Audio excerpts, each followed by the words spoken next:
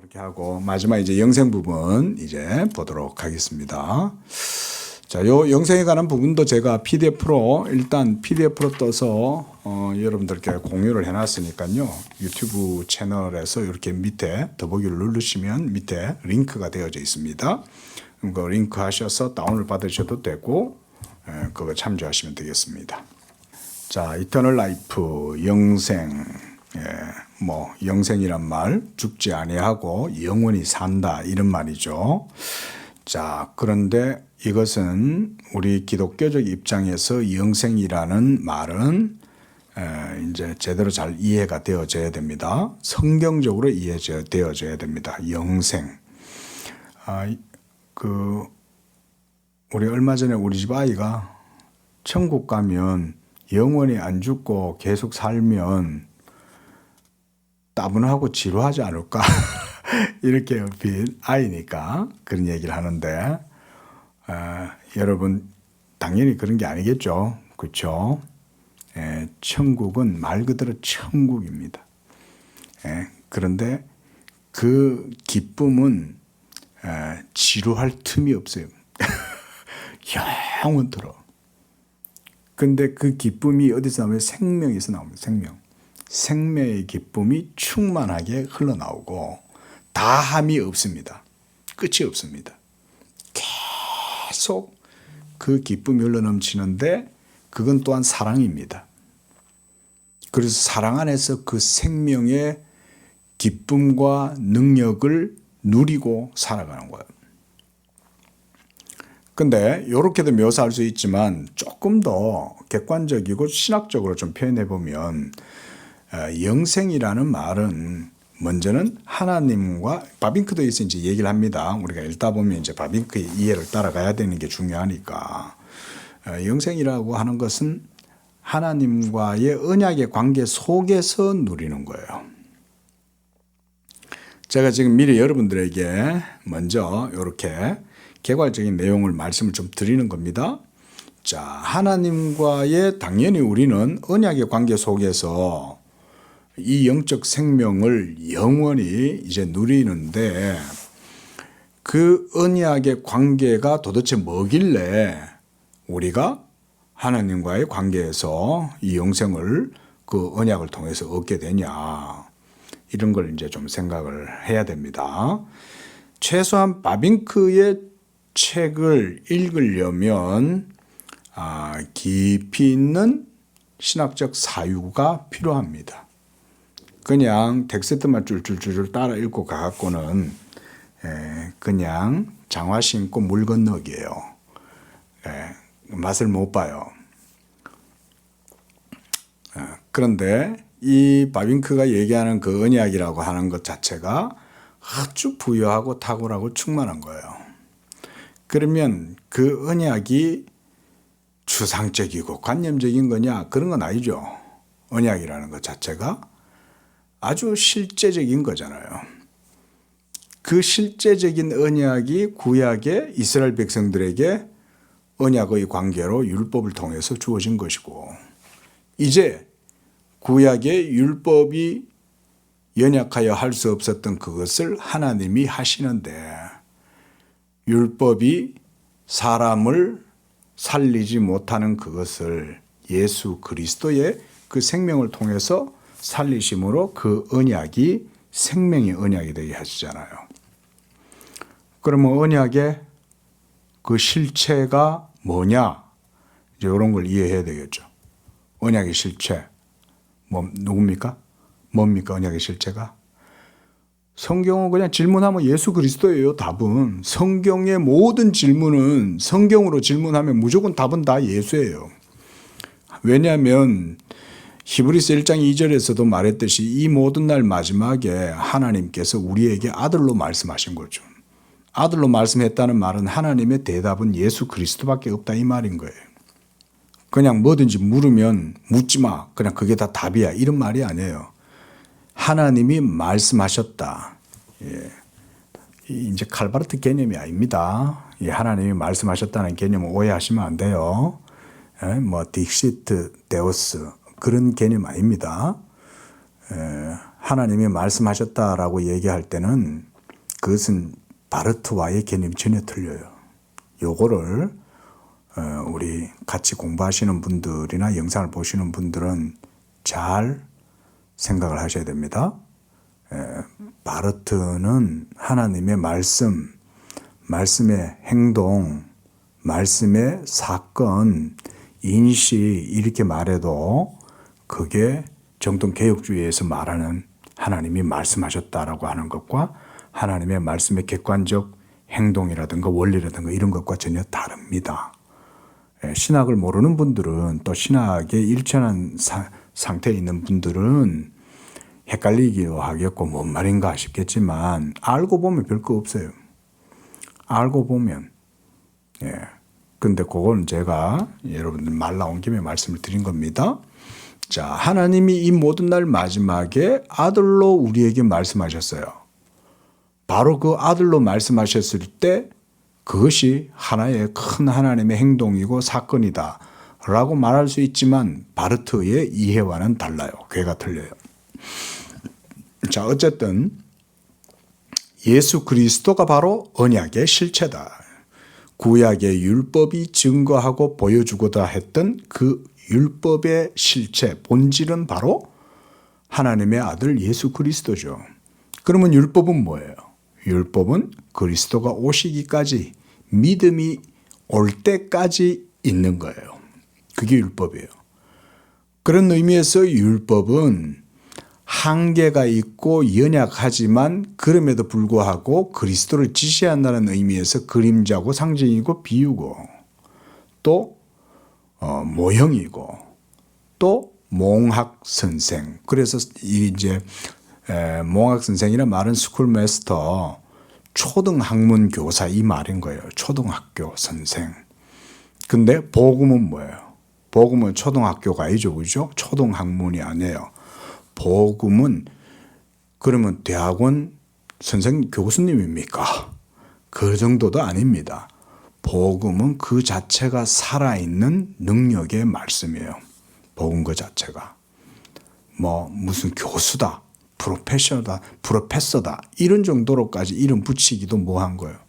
복음과 율법이 그만큼 큰 차이가 나는 거예요. 복음과 율법이.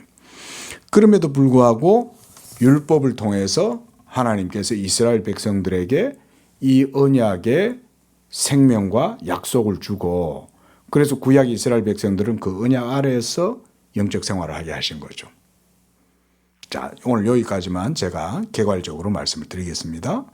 자, 정리해 보면 이런 거예요. 자, 요걸 알고 읽어야 여러분들이 텍스트를 쉽게 읽으니까요. 자,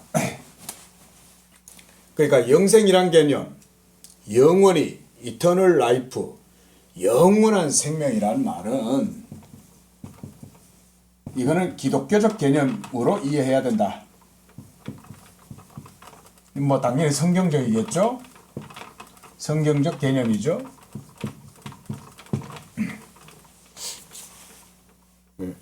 죽지 않고 영원히 산다라는 말은 그냥 끝도 없이 그냥 불사의 존재로 그냥 계속 산다 이런 개념도 있지만 그게 중요한 게 아니에요. 그래서 이거를 우리가 이 개념을 제대로 이해하려면 언약의 관점에서 이해해야 됩니다. 언약의 관점에서. 그럼 언약이라는 것은 하나님과 우리 사이의 관계를 얘기하는 거잖아요.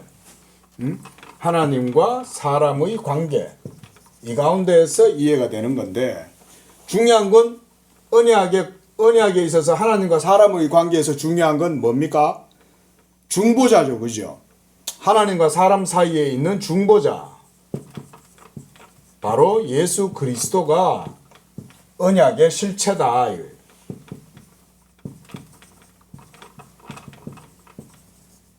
그러면 언약의 실체가 예수 그리스도시면 구약의 이스라엘 백성들이 하나님과의 언약의 관계를 가지고 있었잖아요. 그들은 그러면은 율법 아래에서 하나님과 언약의 관계를 가지고 있었죠. 구약 이스라엘입니다. 자, 율법 언약을 통해서 이스라엘이 하나님과 언약 관계 안에 있었어요. 언약 안에 있었어요. 예. 근데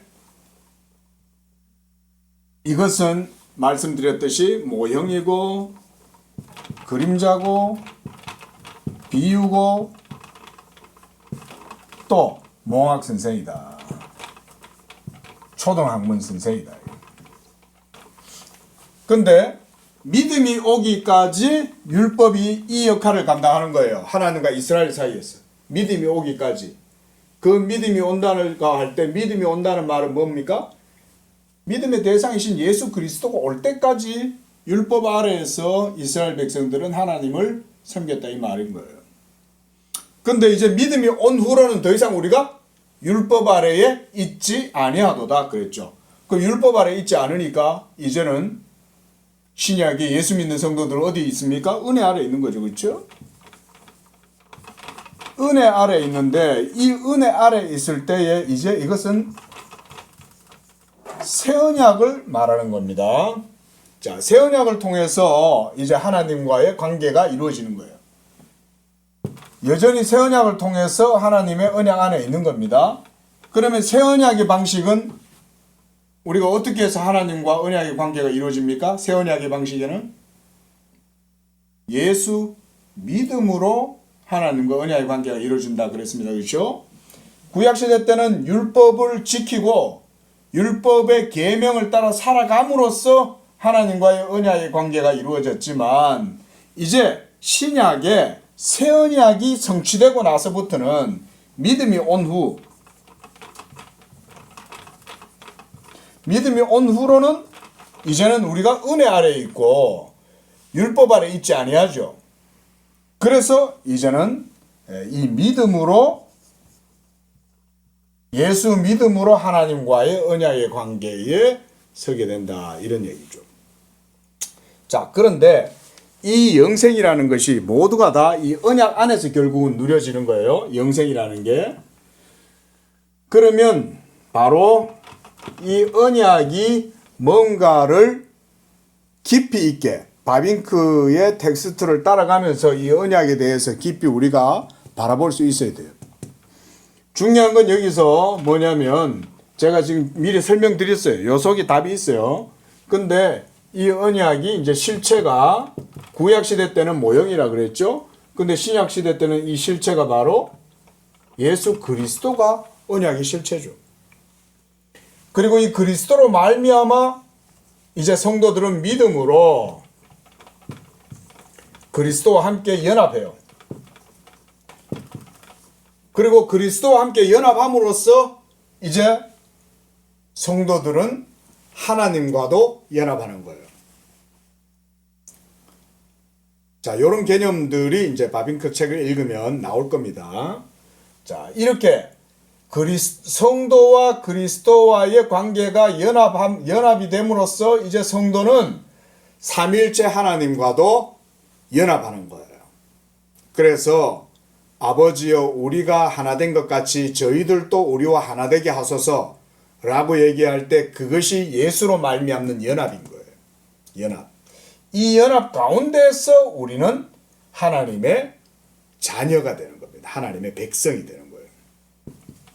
자, 백성이라고도 할 수 있고 자녀라고도 할 수 있어요. 이렇게 하나님의 언약 가운데서 하나님의 자녀가 되는 것을 우리가 영생이다. 이렇게 이해를 하는 거예요. 자, 여기까지 따라오시겠죠, 그렇죠? 자, 요런 개념을 여러분들이 꼭 이해를 해 놓으세요. 자, 그러면 우리가 마지막으로 제가 한 가지 더 첨언해서 여러분, 그러면 최초의 처음 언약 누굽니까? 아담이죠. 자, 아담과 하나님 사이에 언약의 관계가 이루어지죠, 그죠? 근데 물론 아담은 언약을 파기했어요. 근데 그 언약이 만약 바빙크도에서 얘기해요. 언약을 아담이 파기하지 않았다면 이렇게 이제 가정을 해보거든요. 그러면 어땠을까요? 아담이 언약을 파기하지 않고 언약이 하나님과의 관계 가운데 이루어지고 아담이 하나님의 계명에 순종했다면 어떻게 될까요? 그러면 아담은 그 언약을 통해서 하나님과 연합하고 그 언약을 통해서 영생을 누리는데 뭐가 되는 거예요? 동일하게 하나님의 자녀가 되는 거예요. 근데 그 언약이 체결되기 전까지의 아담의 상태는 그냥 창조된 존재 그 자체죠. 그렇죠? 그런데 창조된 존재 그 자체로는 아직 하나님의 자녀가 아닌 거예요. 그저 하나님께 지음받은 하나님의 형상으로서 사람이에요. 그냥 사람. 근데 그가 하나님의 계명에 순종함으로써 하나님과의 언약이 성립이 되면 그때부터 아담은 하나님의 그 자녀로서 영생을 누리는 거예요. 죽지 않고 영원히 사는 거예요. 그래서 하나님께서 선악과를 통해서 하신 말씀이 그거죠. 이 선과 악을 알게 하는 나무의 실과를 먹으면 반드시 죽는다. 그러나 그 옆에는 생명나무 실과도 있었죠. 그럼 생명나무 실과를 하나님 말씀을 순종하고 생명나무 실과를 먹으면 아담은 어떻게 되는 거예요? 상태가? 죽지 않는 거예요. 죽지 않고 영원히 살아요. 근데 그때 영원히 산다는 걸 깊이 생각해라. 깊이. 아까도 얘기했다시피 그냥 따분하고 지루하게 이렇게 매일 먹는 밥 매일 먹고 아침에 눈 뜨면 또 하루 살다가 또 저녁 때 자고 아우 따분해. 그런 게 아니에요. 그 생명나무 실과를 먹고 하나님의 계명에 순종하는 즉시 아담은 하나님과 생명의 연합을 하게 하고 그 생명의 연합 속에서 하나님의 그 모든 생명과 부요함과 하나님의 나라를 유업으로 얻게 되는 가장 최고의 복된 상태로 살아가게 되는 거예요. 그야말로 죽지 않고 천국에서 그냥 사는 거죠. 근데 이제 우리가 그 천국을 예수를 통해서 이제는 누리게 되는 거죠. 자, 그러니까 이제 그런 얘기를 할 거예요. 예, 여기까지 이제 영생 부분에 대한 제가 여러분들의 이해를 위해서 제가 미리 말씀을 드린 거예요. 자, 봅시다. 읽어 나가 봅시다. 자, 528쪽입니다. 만물의 마지막과 운명은 그것의 시작과 존재와 마찬가지로 침침한 안개 속에 가려져 있어서 인간이 추구하는 이성으로는 감지할 수 없다. 과학의 빛을 통하여 이 신비를 이해하려고 시도하는 자들은 곧 현대의 학자들이 토로했던 고백의 자리에 설 수밖에 없다. 나뿐 아니라 어느 누구도 역사의 목적과 마지막이 무엇인지를 이해하지 못한다. 그럼에도 불구하고 새로운 모험들이 이 복잡한 문제들에 대한 해답을 찾기 위해 혹은 문제 자체를 제거해버리고 그러한 인간의 마음에서 지우기 위해 부단히 시도되고 있다. 많은 학자들이 이런 입장을 취한 것은 근래의 일이다. 자, 근래란 바빙크가 살아가던 19세기 후반 20세기 초엽 그때를 얘기하는 거죠. 우리가 알다시피 이제 서구 사회는 1차 세계대전이 일어나고 또 좀 있으면 2차 세계대전이 일어날 터인데 그 과정 속에 유럽이 근대화가 이루어지는 과정 속에 온갖 균열을 일으키잖아요. 자, 어쨌든 자, 그런 가운데에 지금 여러 가지 이런 사조들이나 어떤 사상들이 일어났다는 겁니다. 자, 좀 더 봅시다. 많은 학자들이 이런 입장을 취한 것은 이런 입장, 어떤 입장입니까? 그 앞에서 얘기했죠. 그러니까 만물의 마지막과 운명에 대해서 해석하려고 하거나 해명하려고 하는 이런 시도들, 아니면 정반대로 뭐 만물에 무슨 목적이 있거나 무슨 의미가 있거나 뭐 그런 게 어디 있어? 그런 건 없어. 그냥 오늘 하루 그냥 살다가 오늘 하루 즐기고 사는 거야. 까르페 디엠이야. 뭐 이러면서 그냥 그러고 사는 거지. 그러한 것들에 대한 입장이다 이거요. 자, 그래서 근래의 일이다. 당시에는 물질주의가 풍미했었고 죽음은 모든 것의 마지막이며 또한 불사성에 대한 믿음이 한낱 웃음거리에 불과하다고 큰 소리로 선언되었다. 불사성, 이모탈 얘기겠죠. 불멸성을 말하는 거죠. 죽지 않고 사는 거. 그렇죠? 자, 이 대변자들 중 한 사람이 공언하기를 과학은 내세를 믿는 신앙과 싸워야 하며 가능하다면 정복시켜야만 하는 마지막 원수라고 했다. 제가 이 대변자가 누굴까 좀 이렇게 찾아봐도 잘 못 찾겠어요. 혹시 아시는 분 있으면 좀 알려주세요. 그러나 분명한 건 19세기 이제 과학이 엄청나게 발달하잖아요. 그렇죠? 벌써 이제 아인슈타인 같은 사람들도 등장하기 시작하고 또 양자역학 이런 것들도 벌써 일어나게 되고 이러면서 막 고전 물리학에서 이제 양자 물리학 쪽으로 점차 이제 과학적인 어떤 동향도 바뀌어가는 그런 시대였잖아요. 그러면 과학적인 어떤 패러다임만 바뀌고 있었을까요? 아니겠죠. 사상이라든가 해석이라든가 철학이라든가 이런 것들도 많이 바뀌었겠죠. 바빙가가 살던 그 시대에. 그러니까 그 중에 어떤 사람이 이런 얘기를 하는 게 그렇게 대단한 일은 아니죠. 가령 예를 들어서 우리가 다 아는 다윈, 진화론을 주장했던 다윈도 그런 시대 속에서 이제 나온 거죠. 그렇죠? 그도 그런 과정 속에 한 사람이었던 거예요. 그 사람도. 그런데 그들은 뭐라고 주장했냐? 과학은 내세, 다음 세상을 믿는 그런 신앙과 싸워야 하고 그런 신앙을 정복시켜야 하는 것이 그들의 주된 저거다. 이런 식으로 이제 주장했다는 거예요. 아마 이것은 20세기 들어오면서 많은 사람들이 여기에 공감을 했을 거예요. 그렇죠? 그래 따지자면 막시즘도 마찬가지 아닙니까? 유물론적 역사관을 가진 마르크스즘은 말 그대로 종교를 신을 그러니까 아편이라고 그러는 거죠. 이 공산주의도. 그게 그런 데서 나오는 거예요.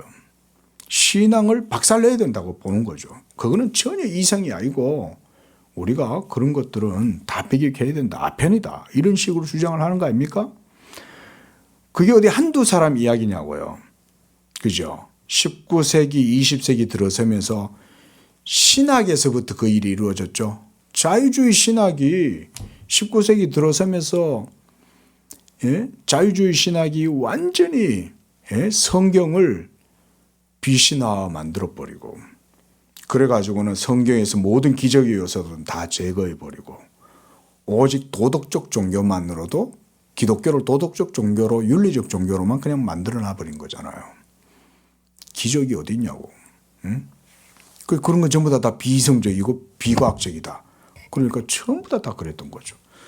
그래서 대변자 중 한 사람만 그랬겠냐 이건 거예요.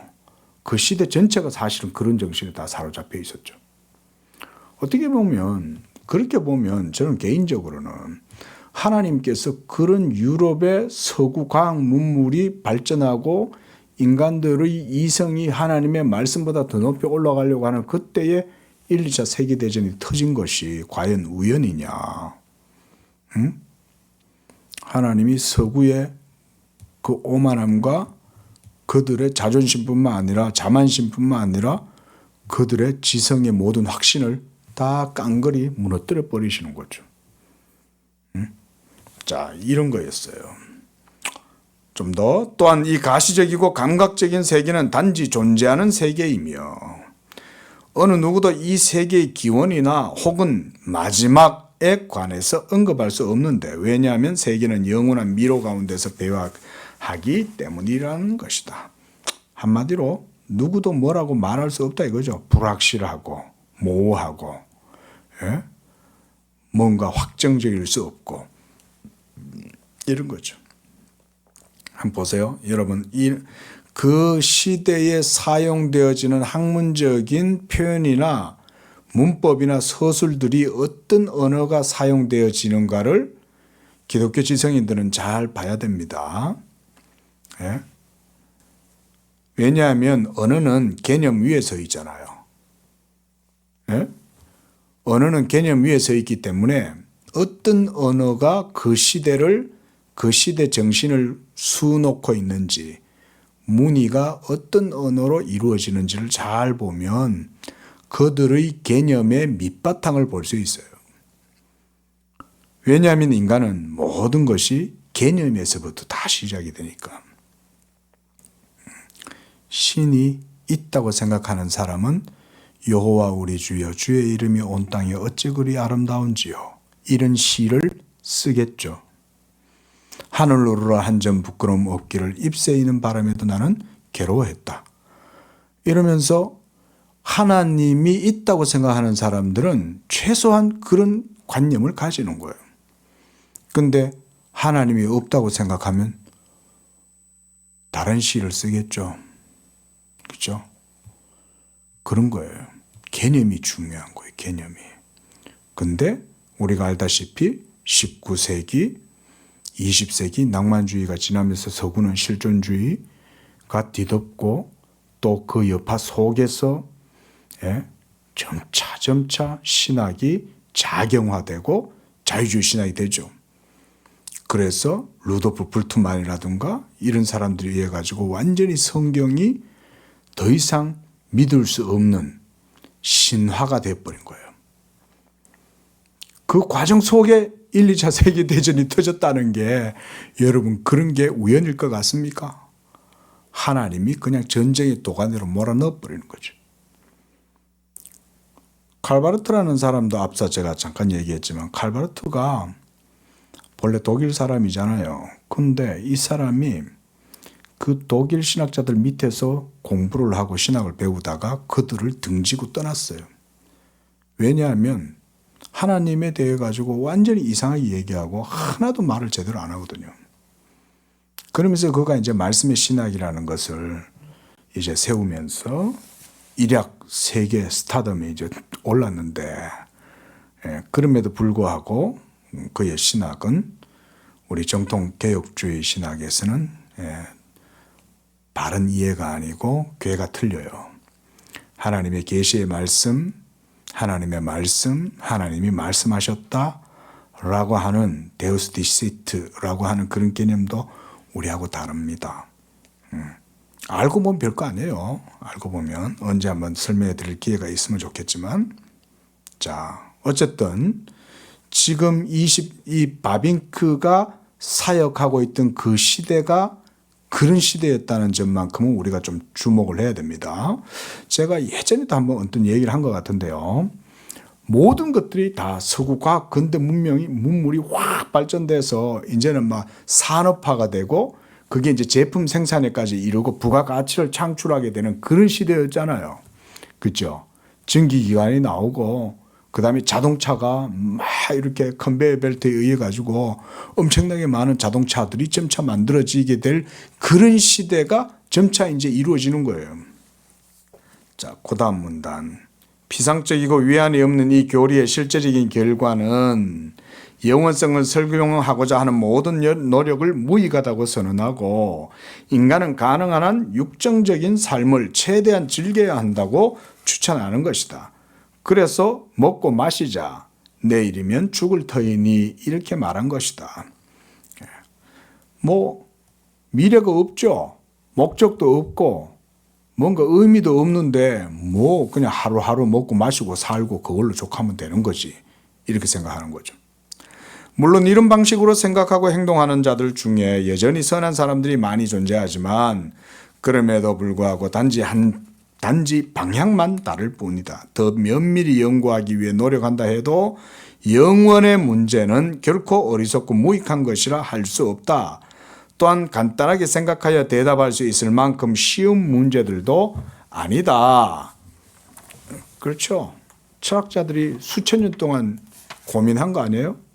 그렇죠. 영원에 대한 문제. 정말 기라성 같고 최고봉의 최고 경지에 도달했다라고 하는 모든 사상가들과 철학자들이 한결같이 말하는 거는 영원, 뭐 오거스틴도 영원한 현재 이런 얘기 하잖아요. 그러니까 영원, 내세 또는 신의 존재 이런 얘기를 사실 쉽게 얘기할 건 아니죠. 그건 오늘날도 마찬가지고요. 하나님에 대해서 우리가 쉽게 말할 수 있어요? 지금도? 말할 수 없습니다. 21세기 과학이 아무리 날고 긴다 해보세요. 여전히 그거는 2000년 전에 질문 던지고 우매하게 대답하고 우매하게 이해했던 그 수준과 종이 한 장 차이예요. 여러분 그것만 아시면 돼요. 21세기에 우리는 양복을 입고 아주 그냥 멋들어진 일상의 삶을 살고 영화를 보러 다니고 문화를 즐기고 그러니까 2000년 전 고대인들보다는 우리가 훨씬 더 뛰어난 삶을 살고 그 시대는 미몽에 사로잡혀 살던 시대고 우리는 계몽의 시대를 산다. 여러분 이런 식의 생각은 빨리 버리세요. 이 잘못된 겁니다. 그렇지 않습니다. 자, 529쪽 여러 민족들의 종교를 연구해 보면 불사성, 불멸이죠. 불멸에 대한 믿음은 모든 사람에게 공통적이고 심지어 야만족이나 원시 부족들에게도 존재한다는 사실을 알 수 있다. 원시 종교뿐 아니라 고등 종교도 그렇고 고등 종교뿐 아니라 원시 종교도 그렇다 이거죠. 이 학문 분야에서 뛰어난 명성을 획득한 어떤 독일 학자는 어떤 철학적인 사색이 불사성의 개념을 손상시키지 않거나 혹은 다른 원인들이 그것을 억압하지 않는다면 모든 민족들과 문명 발전의 모든 단계에서 우리는 불멸성, 불사성의 의식을 발견할 수 있다고 몇 년 전에 증명하였다. 이거는 요 앞에서 얘기했던 다른 주장 말했던 사람과 또 다른 주장이잖아요. 그러니까 정반대에 대립된 지금 주장이 같은 시대에 같이 공존하고 있는 거예요. 어떤 사람은 영원이나 내세나 이런 것에 대한 신앙은 완전히 타파하고 과학은 그것을 전복시켜야 된다. 그런 건 없어 라고 주장하는 반면 또 이 사람은 그게 아닌 거죠. 불멸성에 대한 이런 생각들이 사람들의 모든 삶의 깊숙한 곳까지 다 자리 잡고 있어서 고등 종교뿐만 아니라 원시 종교 속에서도 찾을 수 있는 것이고 이렇다는 거죠. 두 번째 문단 또는 더 나아가 불사성의 의식은 모든 종교와 연결되어 있다고 언급하기도 했다. 참으로 모든 종족들과 민족들은 인간이 원래 불사적이었지만 그 불사성은 입증되지 않고 오히려 설명될 수 없는 죽음만이 존재한다는 신념하에서 행동했다. 죽음은 어느 곳에서나 부자연스러운 것으로 느껴진다. 많은 민족들의 신념에 의하면 죽음이란 적대적인 영의 역사라고 이해되었다. 이거는 이제 세속 이방인들 이런 사람들의 그냥 생각이에요. 죽음을 이제 이래 생각했다 이거죠. 이들의 주장을 바꾸어서 말해보면 이 말이죠. 죽음이 존재하지 않고 또한 혼란되지 않고 깨어있지 않는 삶이 깨어지지 않은 삶이 인류에게 주어졌던 시대가 과거에 존재했다는 것이다. 죽음 후의 영혼의 상태에 관해 이교 세계는 아주 상이한 표현들을 사용한다. 어떤 사람들은 영혼이 무덤 안에 있는 시체 속에 남아 있어 산 사람들과 교제하기도 하고 그들에게 영향을 주어 현시하기도 한다고 주장한다. 어떤 사람은 사후의 모든 영혼들이 한 거대한 사지, 죽은 자들이 모여 있는 그런 데죠. 그런 데에서 집결해서 창백한 혼령의 상태로 존재하거나 혹은 완전히 무의식이나 수면 상태에 침몰한다고 주장한다. 또한 인간의 몸을 빠져나간 영혼들은 생전에 무엇을 하였는가 또는 어떻게 살았는가에 따라 나무의 몸을, 동물의 몸을, 인간의 몸을 또는 더 고등한 피조물의 몸을 입는다는 사상 역시 아주 광범위하게 퍼져 있었다. 이런 게 뭐예요? 우리말로 환생이죠. 그죠? 환생한다. 뭐 이런 거 있잖아요. 우리 요새도 드라마 그런 거 많이 있잖아. 예전에 죽었다가 다시 뭐 또 어떤 인물로 또 등장하고 뭐 이런 식의 전부 다 문학도 전부 다 그런 것 갖고 다 하는 거예요. 그리고 마지막으로 이 불사성의 개념은 선인과 악인이 사후에 각각 다른 운명을 맞이하여 다른 처소에서 그들의 존재를 계속한다는 형식 안에 종종 표현되기도 한다. 바로 이런 게 우리나라 요즘 드라마의 단골 소재잖아요. 예?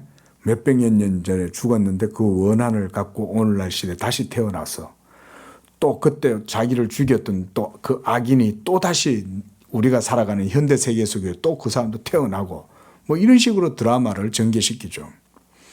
근데 그런 게 드라마 속에만 있냐? 아닙니다.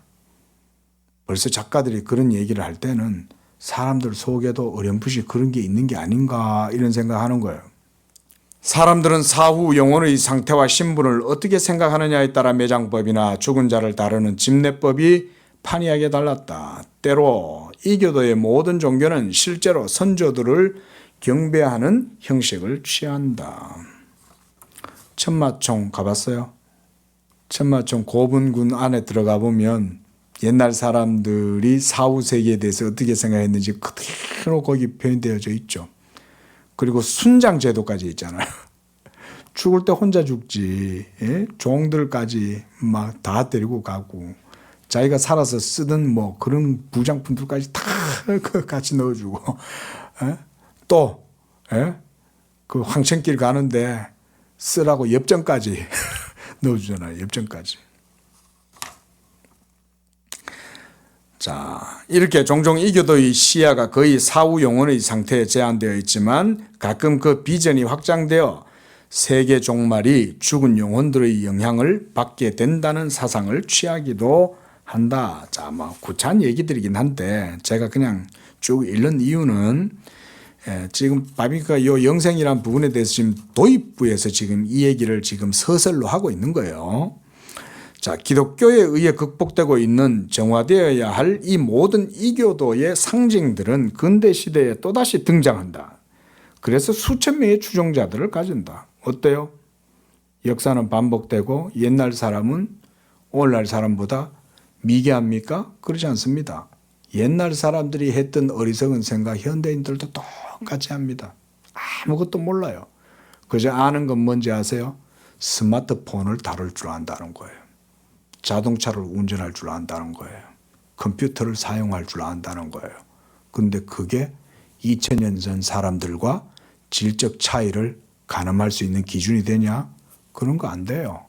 2000년 전 살던 사람을 시간 여행 시켜갖고 오늘날 데려와 가지고 하루만 앉혀놓고 스마트폰 딱 전화 보세요.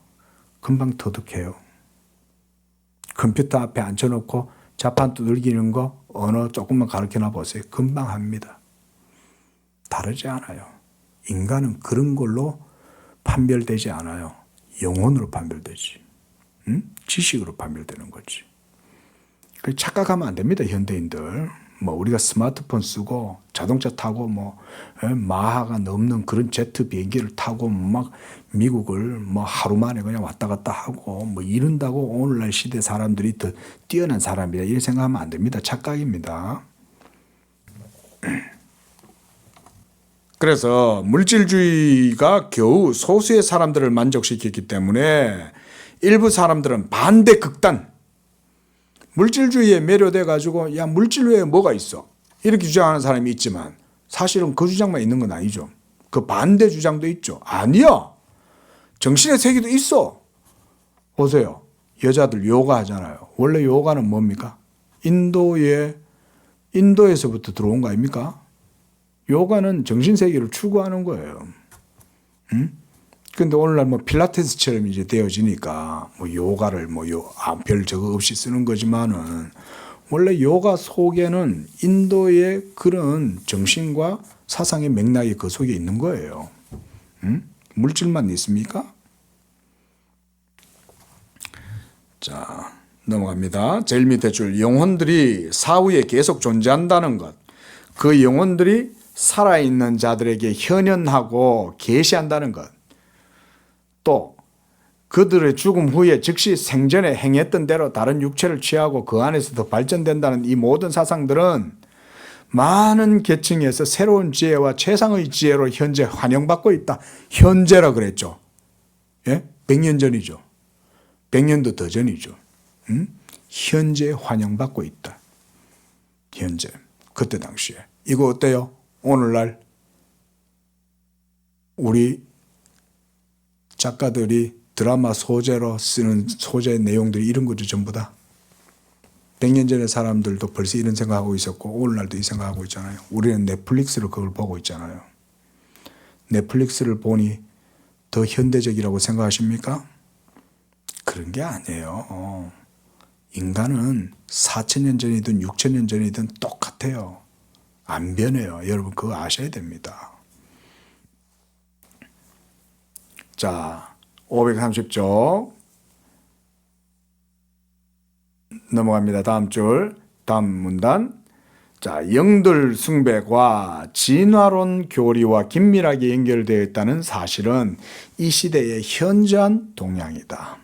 자, 영들 숭배와 진화론. 진화론은 말 그대로 우연적이고 그냥 이렇게 그 태초에 수프가 뽀글뽀글 끓으면서 거기서 그냥 유황 연기가 나오고 이러다 화학작용이 일어나 가지고 거기서 뭔가 미생물이 생겨나고 이런 거 아니에요. 그죠? 그게 우리가 기본적으로 뭐 아는 대충 그 정도가 진화론의 기본 골자잖아요. 근데 바빙크가 뭐라 그래요? 영들을 숭배하는 그런 사상이나 정신이 그런 진화론 교리와 긴밀하게 연결되어 있다는 거예요. 자, 이런 게 그 당시에 바빙크가 이런 시대적 사조를 간파했다는 게 이런 게 저는 바빙크가 뛰어난 거예요. 예? 진화론 얘기하니까 진화론이 뭐냐 이거 정신없이 그냥 진화론과 싸우느라고 진화론은 영적인 것과 아무 상관없다 생각하겠지만 바빙크는 그렇게 안 보는 거죠. 영을 숭배하는 예를 들어서 정령 숭배 이런 것들이 매나 진화론하고 다 괴를 같이 하고 있다 이 말이죠. 자, 진화론 진짜입니까? 진화론은 아무것도 아니잖아요. 그 영들 숭배는 진짜입니까? 아무것도 아니잖아요. 그죠? 예? 그러니까 둘 다 통할 수 있는 거지. 아무것도 아닌 것들끼리. 응? 아니 뭐 진화론이라고 그럼 진화가 진짜 있어요? 없잖아요. 없는데 그냥 그걸 주장하는 거 아니에요. 응? 그걸 주장하는 그 정신, 제가 아까 얘기했죠. 개념이 중요하다는 거. 그 개념을 주장하고 있는 거나, 막 이렇게 죽은 사람이 떠돌아다니다가 다시 어떤 사람의 몸을 타고 들어온다든지 뭐 이런 생각이나, 예? 둘 다 사실이 아니잖아요. 사실이. 근데 사람들은 그런 생각들을 한단 말이에요. 그러면서 진화는 과학이고 이런 식으로 생각하는 거죠. 처음에 인간은 이 연결, 그러니까 영들 숭배와 진화론 교리를 연결하는 이런 것을 이상하게 생각했다. 인간은 동물로부터 발전해 온 것으로 받아들이는 자들은 어떻게 사후의 영혼의 계속적인 존재를 믿을 수 있는가? 그러나 심사숙고해보면 이 연결이 단순하고 자연스러운 것이다.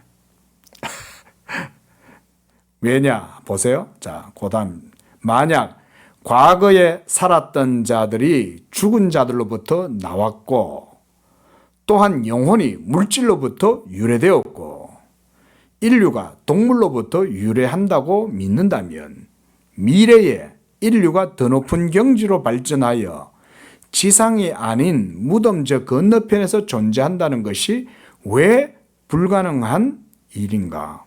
뭔 말인지 압니까? 맞죠? 그냥 이런 얘기예요. 간단한 얘기예요. 뭔 말이냐면 지금 바빙크가 지금 현재도 아직 이제 도입부입니다. 자, 진화를 해요. 처음에 아메바였어요. 응? 그러다가 그다음 뭐가 됐어요? 도마뱀이 됩니까? 제가 잘은 모르겠지만 그다음 개체가 점차 이제 개체 선택에 의해 가지고 발전하면서 종이 점점 이제 진화된다 이거죠. 그다음에 뭐 도마뱀이라 칩시다. 예? 그다음에 다리가 생겼잖아요. 문 위로 올라온 거죠. 그러다가 점차 이제 원숭이가 됐어요. 예? 원숭이가 됐는데 그다음에 뭐가 돼요? 네안데르탈린이 됩니까? 예? 오스트랄로피테쿠스로 있다가 가장 이제 뭐 네안데르탈린이 있다 칩시다. 그다음 뭐예요? 지금 현재 인류예요? 자, 이래 됐다면 쳐봅시다. 이게 진화론의 이제 기본적인 이제 신념이잖아요. 그러면 이 교리가 이렇게 되면, 그러면 지금 현재 이 인류는 그 다음에 어디로 나가야 돼요? 또 드는 것도 진화돼야죠. 맞죠? 뭘로 진화될까요, 이제는? 인류가. 빤한 논리를 갖고 아무것도 아닌 거 가지고 과학이라고 우기는 거죠. 응? 그 다음 뭘로 발전해야 돼, 인류는? 이제 팔이 한 등에도 나오고, 어? 다리도 이제 등에서 하나 튀어나오고, 심장도 한 개 더 생기고, 그래야 될까요? 어쩌면은 신이 되려고 하겠죠, 신. 그렇죠? 그런 얘기입니다. 만약 생명이 죽음으로부터 나온다면 죽음은 역시 생명의 더 높은 단계로 인도받을 수 있다. 그렇죠? 예? 죽음에서 생명이 나왔으면 생명은 더 높은 단계로 또 인도받을 수도 있고, 만약 동물이 인간이 될 수 있다면 인간 역시 천사와 같은 존재로 또, 예? 말 그대로 이제 상승할 수 있겠죠. 타고 올라갈 수 있는 거죠. 그래서 진화론이 모든 것을 가능하게 만들고 모든 것을 설명하는 것처럼 보인다. 아니 근데 왜 나는 이 20세기에 이 네덜란드 사람들이 아주 지적이잖아요. 아주 학문성도 높고. 근데 왜 바빙크 당시에는 이제 바빙크하고 설교도 하고 목사님이었는데, 바빙크 목사님이 이런 글을 왜 그 진화론자들의 주장을 논박하는 데 사용하지 않았는가, 저는 개인적으로 좀 의문스러워요. 의문스럽습니다. 어쩌면 바빙크 박사의 이런 글이 그들에게도 어렵지 않았을까? 예?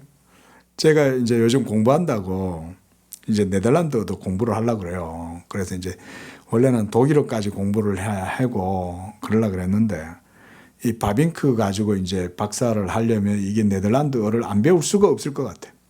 그래서 지금 네덜란드어를 이제 그런만 이제 시작을 하려고 그래요. 근데 그 네덜란드 책을 갖다가 이렇게 제가 바빙크 이거 마그넬리아 데이 같은 책이나 이제 개혁교약 같은 거는 제가 이제 네덜란드어판을 제가 구입을 해놨거든요.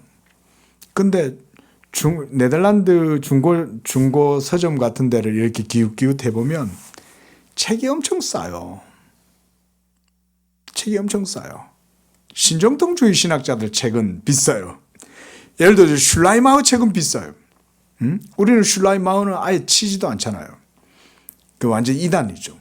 그렇게 따지면 우리 개혁주의 신학 입장에서 보면 슐라이마우는 자유주의의 아버지고 완전 이단의 대장이에요. 근데 그런 사람들 책은 비싸요. 근데 바빙크 책은 얼마 안 비싸. 어? 바빙크 책은 개혁교회야. 그거 볼륨 이 4권이거든요. 포볼스인데 그 4권을 사는데 사놓고 보니까 안에 한 책을 안 보는 거야. 그래 그때도 사놓고 안 본 거야. 100년 전 사람들도 사놓고 안 보는 거야. 네덜란드 사람들조차도. 그래 이제 제가 그중에 책을 몇 개 주문하니까 그 책방을 운영하는 사장님이 이제 메일을 보냈더라고요. 자기도 암스테르담에 있는 자유대학교 신학부를 나왔다고 그러더라고요. 신학부를 나왔는데 우리는 여기는 카이퍼나 바빙크나 또 도이베르트라고 있어요. 제가 요즘 이제 도이베르트 책을 좀 읽고 있는데 그런 사람들은 여기서는 뭐 인기가 없대요. 알아주지도 않는데요. 우리는 막 그래서 내가 그랬지. 아니 우리 여기는 바빙크는 완전히 지금 완전 슈퍼스타다. 그러니까 책이 싸지. 그러니까 제가 그걸 보면서 느끼는 게 있어요. 아 그때 당시에 사람들도 바빙크 텍스트가 만만치가 않았나 보다. 안 읽는 거지. 안 읽는 거지. 앞에 그건 우리나라나 마찬가지예요. 예? 우리나라도 중고책 사보면 앞에 많이 읽어도 챕터 1 정도만 줄 몇 개 쭉쭉쭉쭉 간헐적으로 그어져 있지. 그 뒤로는 깨끗하지. 저 이번에 3.1천원 샀는데 3.1천원 다 깨끗해요. 근데 왜 그렇게 비싸? 보지도 않는데 왜 그렇게 비싸냐고. 참나. 그 보세요. 지금 바빙크의 이 논법이 사실은 진화론자들의 그 허를 찌르는 아킬레스건을 건드는 거잖아요, 이게. 그 바빙크 같은 이런 논리를 왜 확대시켜 가지고 당시에 변증하고 이런 데서 못 썼냐 이거예요. 네덜란드 같은 데서. 벌써 자유주의가 그 시대를 잠식하고 있었기 때문에 그런 거예요. 그러니까 정통 개혁주의는 한마디로 그냥 올드 디올로지가 된 거야. 옛날 신학이 돼버린 거야. 우습게 얘기하는 거예요. 가치가 없다고 얘기하는 거예요. 바빙크, 바르트, 몰트만, 불트만 이런 사람들만 유명하고, 무슨 슐라이마어 같은 사람이 유명하고, 인본주의의 물결이 그렇게 복음을 뒤덮어 버리는 거예요. 그래서 사도 바울도 그 얘기하잖아요. 이 세상의 신이 믿지 아니하는 자들의 마음을 혼미케 해서 복음의 빛을 가리워버린다. 네덜란드도 그래 따지면 그런 거지. 복음의 빛이 가려진 거지. 자유주의 신학이 그렇게 영향이 컸던 거예요. 바빙크의 지금 논의를 한번 보세요. 얼마나 대단해요. 바빙크는 영들을 숭배하는 다양한 정신분열증이나 갖가지 현상들이 진화론하고 다 일맥상통한다는 거잖아요. 이런 바빙크의 논의를 형식화를 명제를 더 발전시켜 가지고 확고하게 해갖고 이렇게 왜 못하냐 이거예요. 이렇게 하려면 뭐가 있어야 돼요? 믿음이 있어야 되는 거예요. 믿음이 없으니까 못하는 거예요. 그러니까 이런 책은 인기가 없는 거지. 그러니까 오늘날 무슨 한국에 이름 없는 목사 같은 사람들이 사가지고 주문하고 이렇게 하는 거지. 그러니까 네덜란드 사람들 책 판매하는 사람이 그걸 보니까 이게 독특하거든. 아니 왜 이런 책이 왜 한국에서 자꾸 팔려나가냐. 웃지 못할 일이 벌어지는 거죠. 한편으로는 감사하죠. 한국은 그래도 하나님이 축복해 주셔갖고 내 같은 사람조차도 바빙크 거들먹거리고 그러고 있잖아요. 좀 한국 교회는 이런 걸 반면교사로 삼아서 바른 개혁 신앙의 그 논리를 확립하고 발전시켜가지고 세속화의 이런 세속학문론과 인문주의의 이런 물결을 타파하고 이겨낼 수 있는 그런 힘을 길러야 돼요. 그러려면 성도들을 하나님 말씀으로 가르쳐야 돼요. 이제 보게 되겠지만 대충 좀 마무리를 합시다. 보게 되겠지만 바로 한번 볼까요? 자, 여기 여러분 그 바빙크 특징이 532쪽 한번 보세요. 자, 532쪽에 두 번째 문단부터 보면 바빙크가 계속 뭐예요? 성경을 계속 인용하죠. 그죠? 이게 바빙크의 텍스트, 글쓰기에 있어서 큰 힘이 이런 데서 나오는 거예요. 계속 성경을, 그 다음 그 밑에 문단은 어때요?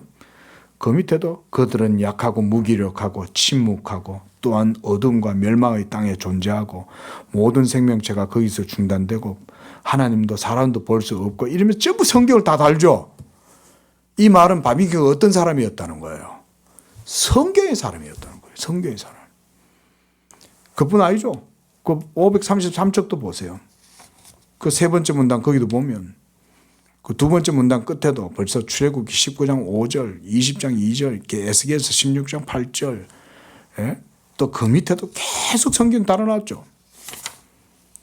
계속이에요. 그 다음 페이지도 그렇고 그 다음 페이지도 그렇고 계속 성경 달아놔요. 이게 바빙크가 그냥 자기 사상을 얘기하는 게 아니라는 거죠. 성경의 사상을 가지고 믿음으로 고백하면서 쫙 그 시대를 성경을 가지고 전부 다 판단하고 있는 거예요. 왜 이런 거를 붙들어 가지고 학문의 영역 속에 예를 들어서 우리나라 무슨 뭐 기독교 학문 연구회 아니 왜 이런 걸 가지고 발전을 안 시키냐 이거예요. 저들 얘기할 필요 없고 새로운 시대 사조 얘기할 필요 없다니까요. 성경만 가지고 발전시켜도 그 속에 탁월한 시대적인 판단력과 통찰력을 얻을 수 있는데 자, 밑에서 세 번째 문단 그러나 이 종이집이라 그랬습니다. 정말 이게 종이 호랑이 이런 말이죠. 아무것도 아니라는 거죠. 종이집이라는 거예요. 그런 종이집이 용이 주도하게 건축되고 또 그렇게 되고자 하는 소망이 있다 해도 그 집을 떠받치고 있는 기초 이런 것들은 아무것도 아니죠. 진화론에 무슨 기초가 있어요? 예? 무슨 이상한 뭐 어떻고 영매가 어떻고 뭐 정영숭배가 어떻고 그게 뭔 이론이 있고 그게 뭐가 있어요? 그게? 아무것도 없죠. 둘 다 똑같은 거 아니에요?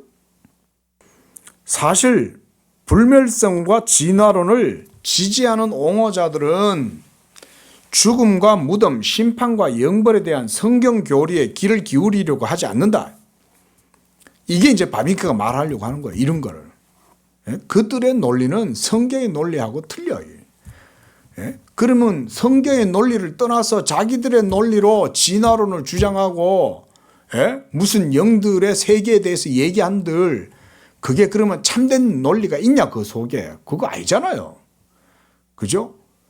전설의 고향 한번 보면 그 속에 남는 게 있습니까? 드라큘라 시리즈 한번 본다든지 아니면은 뭐 요새 영국의 유명한 그 무슨 뭐요 마법사 나오는 게 뭐예요? 뭐 유명하대 뭐예요? 그 영국의 유명한 뭐 마술 학교 이런 거 있잖아. 그 소설로 막 해리포터. 그 속에 뭐 과학이 있어요? 근데 왜 그런 게 오늘날 유행해요? 이 21세기에. 그 속에 무슨 문학성이 있어요? 그래 차라리 뭐 염상섭이나 무슨 뭐 이런 사람들의 그냥 한국 문학 단편 이런 거 읽는 게 낫지. 그랬다면 그 속에 무슨 문학이 있냐고. 해리포터하고 중국 무협지하고 뭐 차이가 있습니까? 내 중학교 때 무협지 엄청 봤어요. 무협지. 무협지 보면 완전 뻥이죠. 여기서 팍 장풍 쏘면 막 천길랑 떨어지기로 막 갑자기 막 뛰어 올라가고 뭐 이런 거잖아요. 중국 사람들 하여간 뻥 심해. 근데 영국 사람들도 거의 못지 않아. 그 속에 뭐가 있냐고 그 속에. 그런데 그런 사람들은 모두가 다 성경을 안 받아들이죠.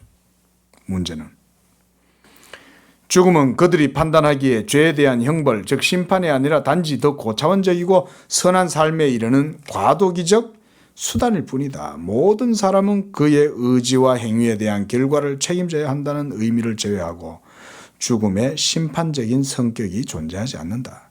모든 사람이 진화의 과정에 붙잡혀 있고 또한 오류와 탈선의 다소간의 기간 후 적절한 시점에서 다시 풀려나기 때문에 처소로서의 지옥도 존재하지 않는다고 본다.